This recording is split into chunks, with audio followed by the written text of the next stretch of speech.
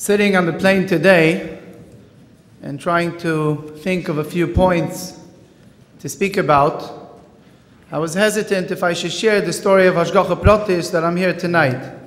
But after hearing Rabbi Duchman's description of his Hashgacha Pratis with his flight, and especially that it's connected to Levi, so I'll start with that.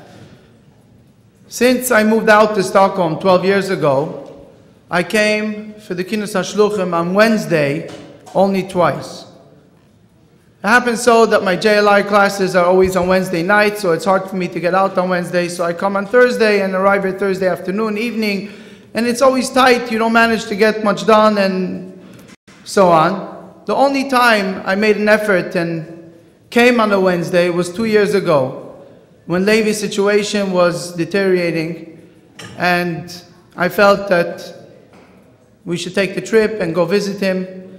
And I came on Wednesday, and on Thursday we went with a few friends and we drove up to Virginia and we spent a few hours with Levi. He was already in the hospital, and it was just about 1 week before he passed away. And today, this week, this month, this Kinus was the second time I came on a Wednesday, and I didn't know why I did that. I had two options. I said, I'll come early to get another day in Crown Heights. Maybe it's because all the flights were cancelled this afternoon, tomorrow, who knows, so Hashgacha Pratis for that. But then when Rabbi Blumis called me and said, we would like you to speak about Levi, I felt, now I know why I made my ticket early on Wednesday. Rabbi Blumis asked me to speak a little about my memories from Oholei Torah, and especially those that are connected with Levi. I'm sure that if Levi would be able to say something, he would say, Head of Akana Chainik, don't talk about me, there's much better things to talk about, Zog L'chaim. So I'll start with the L'chaim for Levi, and for Mordechai, and for Gabi, and for all the Rosh Yeshivas, Mashpiim, the staff, the alumni, and the current Talmidim, L'chaim, L'chaim.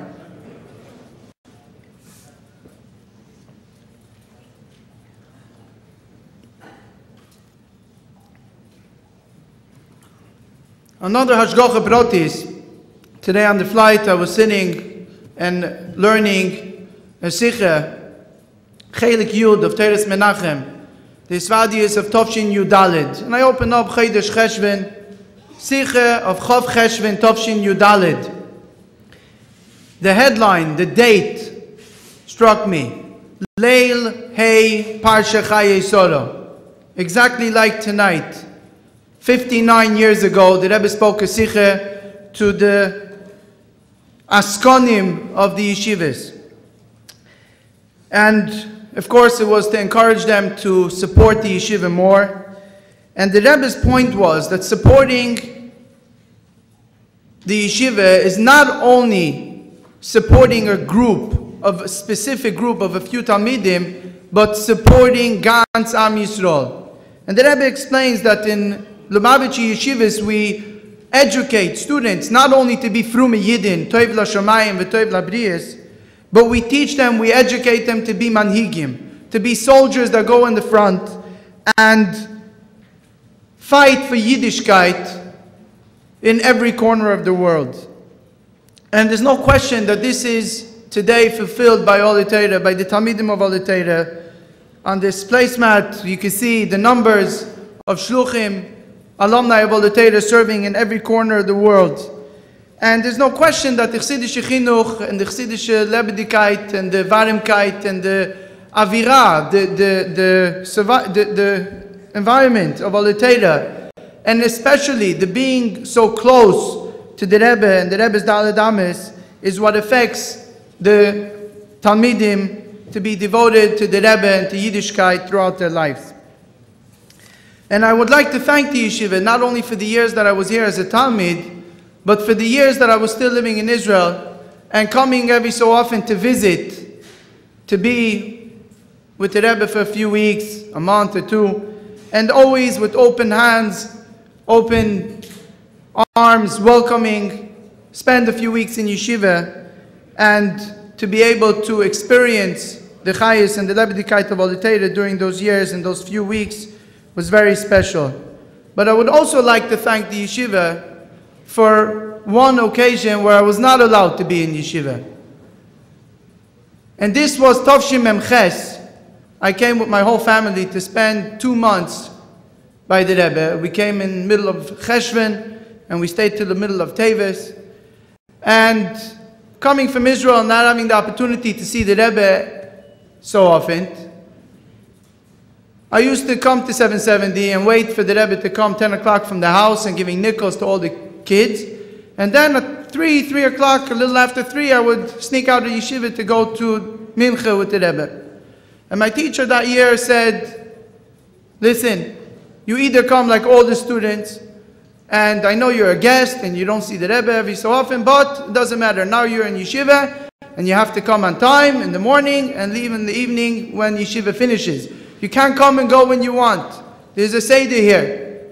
So I said to him, but my brother's teacher, he was in a class younger, he lets him go. He understands that he's an Eirach and it doesn't matter, if he's not there all hours of the day. He says, no, you either come like everybody else or stay in 770. And I chose the second option, and I stayed in 770 for 2 months. I had a great time spending time with the Bochrim and the Arum of 770. But of course, seeing the Rebbe day in the morning and in the evening, for Mincha and Ma'ariv, was Gan Eden. But all this was when I was visiting. Tavshin Nun Beis.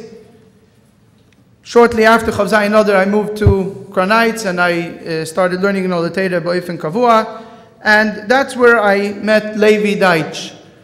And we became Chavrusis as soon as we went into Zal and Tavshin Nun Gimel, and remained Chavrusis for 4 years, learning Chassidus morning and night, and spending lots and lots of time not only learning together, sleeping across each other, talking to each other, saying L'chaim together, and being many summers together in camps around the world.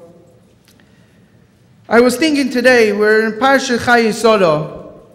There's a famous question that Rebbe asks in Likutei Sichos Chelik Tesvav, why is the Parsha called Chayei Soro when the Parsha is actually speaking about Soro's passing and the events that happened after Soro passed away?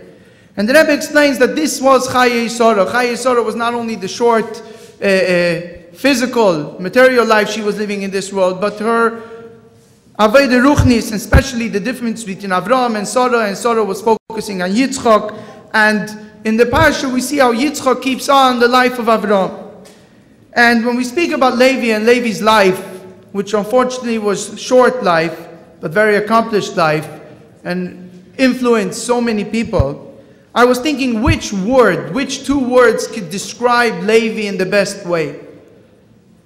So I had my opinion, but I figured I'll call a few friends, I'll email a few friends, and I'll see what they have to say. And it's not surprising, but everybody mentioned the same 2 words. And the words were Lebedigkeit and Breitkeit. This was Levi. Levi was a Lebedike person. When you saw him, you saw Lebedigkeit. He enjoyed life, but enjoyed making others enjoy life. When his Lebedigkeit was contagious. When he was around, everybody was happy, everybody was laughing, everybody was smiling, everybody had a good time. It could have been in the middle of learning, in the middle of a Fabrengen. He always had a good word to say, something positive to say about everybody. Being with friends was something very important for him, and giving that Lebedigkeit to everything he did. Miftzayim was with the Lebedigkeit, being in camp was with the Lebedigkeit, learning was with the Lebedigkeit. Everything was full of life.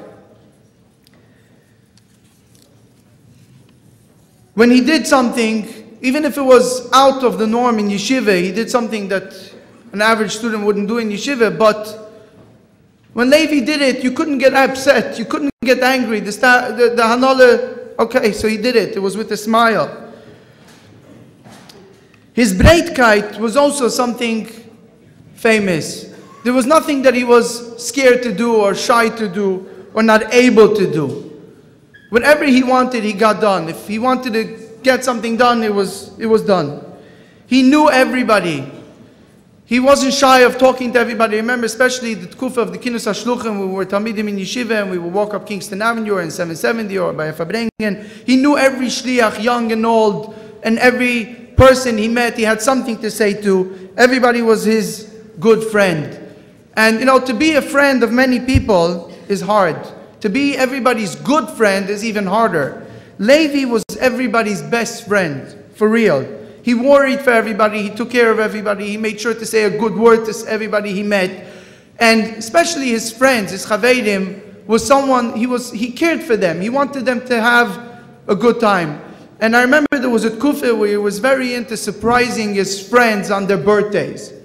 And he wanted to make sure that everybody will feel special. Once he took an old poster, a picture of 3 or 4 friends from kindergarten in Oholei Torah, and he blew it up to 20 by 30 poster, framed it, sneaked into the guy's house. He was living here in Crown Heights.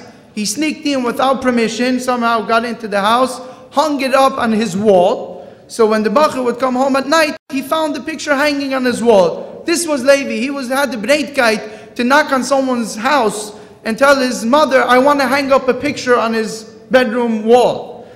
Another time he bought someone a leather siddur. He sneaked into his locker, got the key from someone else and put it in his tefillin bag. So the next morning on his birthday, when he will open his tefillin, he will find the small leather-bound siddur with his name on it. That was Levi. Found a way of making everybody feel special and feeling good. Levi would spend Friday nights at home with his friends. He went around 770 after davening, after Kabbalah Shabbos, an hour or two later, looking for the people that didn't have where to eat, for his out-of-town classmates that didn't have a Shabbos home to go to, and make sure that they had where to eat. All these milas, his breitkeit, his lebedigkeit, his love for his friends, were something that he carried throughout his life. Whether it was in yeshiva, if it was in camp or on shlichus, he made sure to use them out for the best. And for me, many times when things are hard, things are difficult, when I'm afraid to do something, I don't have the courage, I think of Levi. I say, Levi would give a kick in the pants to someone and say, go and do it. Don't be shy, don't be afraid, just do it. I hope that Levi will continue to inspire us, and soon when Mashiach comes, we can say again, L'chaim with him together. V'kadu b'yameinu mamish. L'chaim.